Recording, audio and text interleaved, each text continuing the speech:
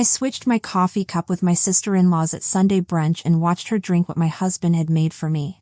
Within minutes, she was on the floor, trembling and gasping that it wasn't supposed to be her cup. That's when I knew. My husband had been trying to poison me. My name's Natalie. I'm 29, and I'd been married to Marcus for 3 years. 3 years of mysterious illnesses. 3 years of emergency room visits that doctors couldn't explain. 3 years of thinking I was going crazy while my husband and his sister slowly killed me. But I'm getting ahead of myself. Let me tell you how I figured it out. It was a normal Sunday morning in Nashville. We were at Sloane's house, that's my sister-in-law, for our monthly family brunch. Beautiful house, elegant dining room, the whole setup. Sloane always hosted these things. Always played the perfect hostess. Marcus brought me a cup of coffee. Set it right in front of me with this weird smile. "Don't you want to try the coffee I made especially for you, honey?" The way he said it made my skin crawl. And the smell. God, the smell coming from that cup was wrong. Metallic. Sharp. Nothing like coffee should smell. I looked at the cup, then at Marcus. Then across the table at Sloane, who was watching me way too intently, stirring her own coffee but not drinking it. "Marcus has become quite the barista lately," Sloane said, smirking. "He's been practicing different brewing methods just for you." The emphasis on "for you" sent chills down my spine. Here's the thing, this wasn't the first time something felt off. Over the past 6 months, I'd been hospitalized 3 times. 3 times with symptoms the doctors couldn't identify. And every single time, it happened after eating or drinking something at Sloane's house or something Marcus prepared. The first time was in February. Dinner at Sloane's. Severe stomach pains, dizziness, the works. Spent the night in the ER.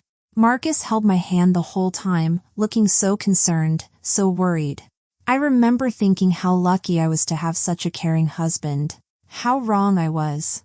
April was the tea incident. Sloane made me tea, insisted I drink it. Told me it was some special blend she'd ordered just for me. Same thing, emergency room, unexplained symptoms, doctors running tests that showed nothing conclusive. Sloane visited me in the hospital with flowers and apologies, saying she felt terrible that her tea had made me sick. Then June. Breakfast with Marcus and Sloane. That time was the worst. I ended up hospitalized for 2 days. The doctors found traces of something in my system they couldn't identify, but Marcus convinced everyone I must have taken expired medication. He even brought in my vitamins from home to show the doctors, playing the concerned husband perfectly. I'm not stupid. I started keeping records. Dates, symptoms, circumstances. And I noticed the pattern, it always happened around them. I also started noticing other things. The way Marcus's phone would light up with texts from Sloane at odd hours. How he'd suddenly started spending more time at her house, claiming they were planning a surprise for our anniversary. The whispered conversations that stopped the second I walked into a room. So sitting there that Sunday morning, smelling that metallic coffee, watching them both watch me. I made a decision. "How thoughtful of you," I said, forcing a smile. I lifted the cup like I was going to drink it. Marcus and Sloane exchanged a glance. Quick, but I caught it. There was anticipation in their eyes. Excitement, even. "Oh, would you look at that," I said, pretending to check my phone. "I need to make a quick call for work." "Sloane, would you mind if I use your study?" "Of course," she said, waving me off with that tight smile she always gave me. I stood up, walked past Sloane's place setting, and deliberately stumbled. In the confusion of catching myself, I switched our coffee cups. It took less than 2 seconds. "I'm so sorry," I said. "I'm such a klutz sometimes." Sloane barely looked up. "Just try not to break anything in the study." My heart was pounding as I walked away. From the study doorway, I had a perfect view of the dining table. I pulled out my phone and started recording. Part of me wanted to run out there and stop her. Warn her. But I needed proof. I needed to know if I was crazy or if my own husband was actually trying to kill me. I'd spent so many nights doubting myself, wondering if I was paranoid, if the stress of work was making me imagine things. I watched Sloane lift the cup to her lips. Take a sip. Then another. Marcus was on his phone, typing something. Acting casual. But I could see the tension in his shoulders, the way he kept glancing at me from the corner of his eye. About 2 minutes passed. Sloane set down the cup. Her hand was shaking. Marcus, she said, and her voice was trembling. Something's wrong. Marcus looked up, and I watched his face change. Confusion first, then horror as he realized which cup she was drinking from. He jumped up so fast his chair fell over. Sloane, what's happening? Sloane's hands were shaking violently now. I feel. She tried to stand but stumbled, grabbing the table. The color was draining from her face. Marcus, what did you put in that coffee? I stepped out of the study, phone still recording. Marcus was beside Sloane, his face white as paper. That wasn't supposed to be your cup, he whispered. But the dining room was silent, and his words carried perfectly on my recording. Sloane's eyes went wide with realization. Fear replaced the smug confidence she'd worn just minutes ago. Call an ambulance, she gasped, sliding to the floor. Please. I can't. I was already dialing 911, my hand steady even though I was watching my worst fears come true. Emergency services, yes, we need an ambulance at 1542 Maple Grove Drive. My sister-in-law appears to be having a severe reaction to something in her coffee. Sloane was on the floor now, her whole body shaking. Marcus knelt beside her, panicking. The careful composure he always maintained was completely gone. Natalie, Sloane gasped, looking right at me. You switched them. You knew. Ma'am, the ambulance is on its way, the dispatcher said in my ear. Marcus was losing it. Sloane, what's happening? That wasn't supposed to. I mean, it wasn't meant for. Shut up, Marcus. Sloane snapped through gritted teeth, her usual elegance replaced by raw fear and anger. This is all your fault. You said it would just make her sick enough to miss the board meeting next week. You promised it wouldn't be traced. My blood went cold. The board meeting, where I was scheduled to present my proposal for the Whitestone account. The biggest client either of our firms had ever competed for. Sloane worked at a rival marketing agency, and she'd been trying to land Whitestone for months. Everything clicked into place. The timing of my illnesses. The way they always happened right before major presentations or client meetings. The tea last month, I said, my voice surprisingly steady. And the breakfast incident. Those weren't accidents, were they? Sloane doubled over with another wave of pain. The tea was supposed to keep you home during the Lawson contract presentation. But you went anyway. She clutched her stomach. Marcus said we just needed to discredit you. Make clients think you were unreliable. I heard sirens outside. Marcus stood up, backing away from both of us. Sloane, stop talking. You don't know what you're saying. I know exactly what I'm saying. Sloane spat back, her words slurring. We've been planning this for months. Ever since Natalie started outperforming me at every client meeting. You were supposed to make sure she drank it today. The paramedics burst through the door. I stepped aside, still recording everything. Every word, every confession. As they loaded Sloane onto a stretcher, I stopped the recording and sent it to my private email. Then to my lawyer. Then to a cloud backup. I wasn't taking any chances. Marcus just stood there, frozen, watching his plan fall apart. I'll ride with her to the hospital, I told the paramedics. Then I looked at Marcus, really looked at him, this man I'd promised to spend my life with. I'm sure the doctors will be very interested in knowing exactly what was in that coffee. The emergency room was chaos. Doctors rushing around, machines beeping, Sloane being wheeled away for treatment. I sat in the waiting room, replaying the recording. Sloane's confession. Marcus's panic. All of it captured on video. Marcus had mumbled something about parking the car 20 minutes ago and disappeared. Probably calling a lawyer. Or maybe just running. Family of Sloan Dalton, a nurse called. I'm her sister-in-law. How is she? The nurse's face was serious. She's stabilized, but we found concerning levels of toxins in her system. The doctor needs to speak with you. Dr. Brennan was tall, gray-haired, sharp-eyed. She didn't waste time. Mrs. Mercer, can you tell me exactly what happened before your sister-in-law became ill? I pulled out my phone. I think you should listen to this first. I played the recording. Watched her expression change from concern to alarm. This is very serious, she said, making notes. The substance we found isn't something that accidentally ends up in coffee. We're looking at deliberate contamination.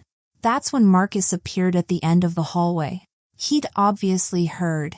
His hair was disheveled, his shirt untucked. He looked like he'd been crying.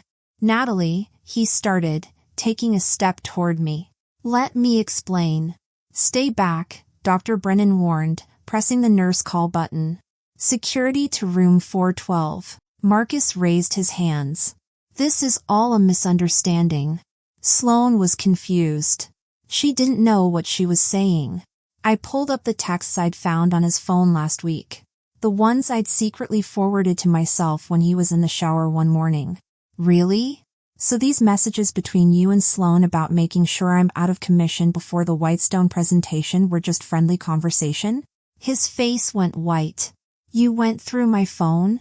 After I found the strange bottles in your desk drawer? Yes, I did. I'd found them while looking for a stapler. Small glass bottles with labels I didn't recognize, hidden in the back of his bottom drawer. Dr. Brennan's eyes narrowed. Doctor, I've been hospitalized 3 times in the past 6 months with unexplained symptoms. I'd like to know if they match what you found in Sloan's system today. We'll need to run some tests, she said. And security will make sure your husband remains available for questioning. 2 security guards showed up and positioned themselves on either side of Marcus. He looked trapped. Desperate. This was a man who'd always been in control, who'd always had a plan. Now he had nothing. Sloan and I, he stammered. We were just trying to help you. Slow you down. You were working too hard, taking all the big clients. Sloan said if we could just make you take some time off. By poisoning me? My voice was steady, but my hands were shaking. How long have you been doing this? Was it you who tampered with my food at the Christmas party too? His silence told me everything. I remembered that party. I'd gotten so sick I'd had to leave early, missing the chance to network with a major potential client. Detective Delgado arrived within the hour. She specialized in domestic abuse cases and listened to everything, the recording, the text messages, my detailed log of every hospital visit. Mrs. Mercer, she said, reviewing her notes. You mentioned you've been keeping records? I pulled out another phone from my purse.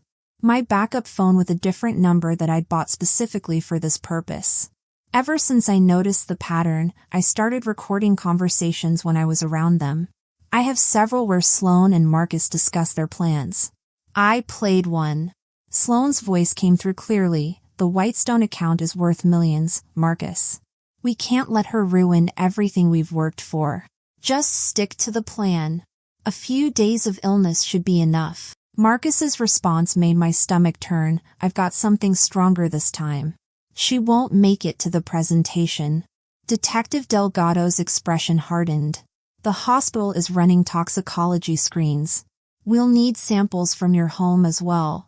A commotion down the hall, Marcus arguing with the security guards. I need to speak with my wife. Natalie, please, you don't understand. We were trying to protect you. Detective Delgado stepped between us. Mr. Mercer, you're not helping your case. We've already found evidence of premeditation. Premeditated? Marcus laughed, this hollow sound that echoed through the corridor.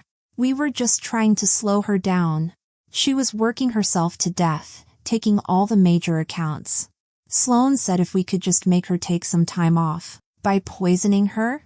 Detective Delgado's voice was sharp. That's not protection, Mr. Mercer. That's attempted murder. Marcus's face went white. Murder? No, That's not, we never meant. Then what exactly did you mean to do, I asked, when you put something in my coffee this morning? What was supposed to happen to me? He couldn't answer. Just stood there, mouth opening and closing like a fish out of water. Through the hospital room window, I could see Sloane watching us, fear written all over her face. She'd always been so calculated, so composed. Now she just looked small and scared. We'll need both of their phones, Detective Delgado told the security guards. And I want officers posted at both doors. Nobody leaves until we get the toxicology results. Dr. Brennan came out with a tablet, her expression grim. The toxicology report shows elevated levels of several substances, she announced. Most concerning is a particular compound typically used in pharmaceutical testing. It's not something the general public should have access to. Sloane tried to sit up in her hospital bed. That's impossible. Marcus said it was just something to cause mild symptoms. Nothing serious. Mild symptoms? Detective Delgado interrupted. Like the ones your sister-in-law experienced over the past 6 months? Another detective entered, holding an evidence bag. We found these in Mr. Mercer's office desk at the Dalton marketing firm. He presented several small bottles with clinical labels and detailed notes about dosages and reactions. Dates. Times. My symptoms carefully documented like some kind of sick science experiment. My knees felt weak. You were documenting everything. Like some kind of experiment. It wasn't like that, Sloane protested, but her voice wavered. We just needed to track what worked. The first few attempts weren't effective enough. You kept showing up to meetings anyway. So you increased the dosages, Detective Delgado concluded, examining the bottles. Did you know these substances could be lethal in higher concentrations? The room went silent. The Whitestone account, I said slowly. It wasn't just about that presentation, was it? You needed me out of the way permanently because the client specifically requested me as their lead. Sloane's face twisted with anger and fear. You were ruining everything. I built that client portfolio for years, and then you show up and suddenly everyone wants to work with you instead. Marcus said he could fix it. By killing me. The words hung in the air. Dr. Brennan looked directly at Sloane. The concentration in the coffee you drank today was significantly higher than previous samples we've analyzed from Mrs. Mercer's earlier hospital visits. If she had consumed it, the outcome would have been severe. Possibly fatal. Detective Delgado turned to the other officer. We'll need a full warrant for both their homes and offices. And contact the pharmaceutical company listed on these bottles. I want to know how they got their hands on controlled substances. Sloane slumped back against her pillows. It wasn't supposed to go this far. Marcus kept saying we just needed one more try. One more attempt and you'd be out of the picture. I stepped closer to her bed. Every time I got sick, every meeting I missed, every client I lost, you were both there. Watching. Taking notes on how your poison was affecting me. What kind of people does that make you? The silence was deafening. Outside, I could hear Marcus being read his rights. The words I'd only heard on TV shows were now being spoken about my husband. Detective, I said, turning away from Sloane. I'm ready to make my formal statement now. The trial lasted 3 weeks. I sat in that courtroom every single day, watching the prosecution lay out their case. The bottles from Marcus's office. The detailed notes on each poisoning attempt. The recorded conversations and text messages. Bank records showing payments to Marcus's college friend at the pharmaceutical company. What got me most was how small they both looked. Sloane, usually so polished and confident, looked tiny in her defendant's chair. Marcus couldn't even look at me, just kept his eyes on the floor while witness after witness testified against him. Dr. Brennan's testimony was damning. She presented a comprehensive analysis showing how they'd gradually increased the dosages over time, demonstrating clear intent to cause serious harm. She explained in detail what each substance did to the human body, how the combination was designed to be difficult to trace. The pharmaceutical company rep confirmed that Marcus had stolen the compounds through his college friend who worked in their research department. The friend had already pleaded guilty to theft and was cooperating with prosecutors. My own testimony took an entire day.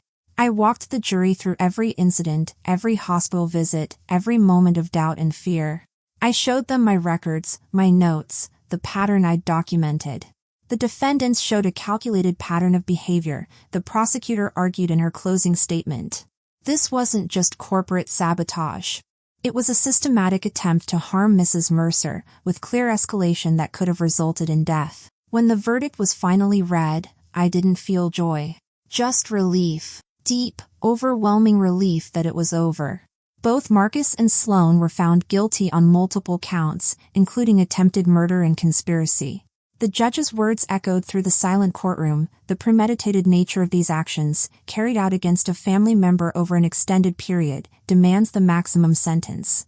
I watched them being led away in handcuffs, thinking about how greed and jealousy had twisted two people I once trusted into something I didn't recognize. Their business, their reputations, their freedom all sacrificed in an attempt to destroy me. 1 year later, I stood at the podium of the Nashville Business Leaders Conference, preparing to give the keynote speech. The irony wasn't lost on me. This was exactly the kind of opportunity Sloan had tried to prevent me from achieving. The Whitestone account had led to several more major clients, establishing me as one of the top marketing executives in the region. Success isn't just about talent or hard work, I began, looking out at the audience.